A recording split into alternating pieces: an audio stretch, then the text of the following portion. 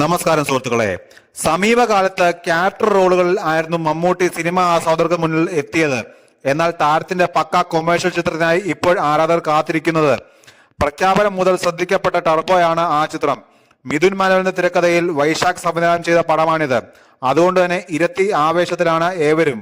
ടർബോയുമായി ബന്ധപ്പെട്ട അപ്ഡേറ്റുകൾ വരുന്നത് വളരെ വിരളമാണ്.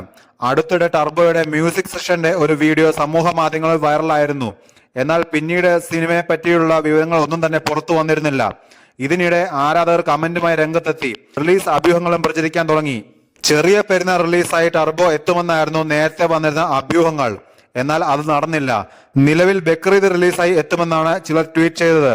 ജൂണിൽ കമൽഹാസന്റെ ഇന്ത്യൻ 2 എന്ന ചിത്രത്തിനോടൊപ്പം ടർബോ റിലീസ് ചെയ്യുമെന്ന് മറ്റു ചിലർ ട്വീറ്റ് ചെയ്തു. എന്നാൽ വൈകാതെ തന്നെ ടർബോയുടെ റിലീസ് വിവരം ഔദ്യോഗികമായി പുറത്തുവരും. ടർബോയുടെ ടീസറും ഉടൻ പുറത്തു വരുമെന്നാണ് ഔദ്യോഗിക വിവരം. ഇതിനൊപ്പം തന്നെ റിലീസ് വിവരവും ഉണ്ടാകും. എന്തായാലും മമ്മൂട്ടിയുടെ മാസ് ആക്ഷൻ കാണാൻ കാത്തിരിക്കുകയാണ് ആരാധകർ ഏവരും. അതേസമയം ടർബോയ്ക്ക് 400-ൽ പരം തിയേറ്ററുകളിൽ റിലീസിലുണ്ടാകുമെന്നാണ് ഔദ്യോഗിക വിവരം. ഇതിനിടെ ചിത്രത്തിന്റെ ഒരു സ്റ്റില്ലെങ്കിലും റിലീസ് ചെയ്യുമെന്ന് പറയുന്ന ആരാധകരുമുണ്ട്.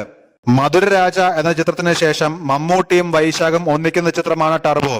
ക്രിസ്റ്റോ സേവ്യർ ആണ് സംഗീതം. ആക്ഷൻ കോമഡി വിഭാഗത്തിൽ റിലീസ് ചെയ്യുന്ന ചിത്രത്തിൽ സുനിൽ, രാജ് ബി ഷെട്ടി, അഞ്ജന ബി ഷെട്ടി, നിരഞ്ജന അനൂപ്, കബീർ ദുഹൻ സിംഗ് എന്നിവർ പ്രധാന വേഷത്തിൽ എത്തുന്നുണ്ട്.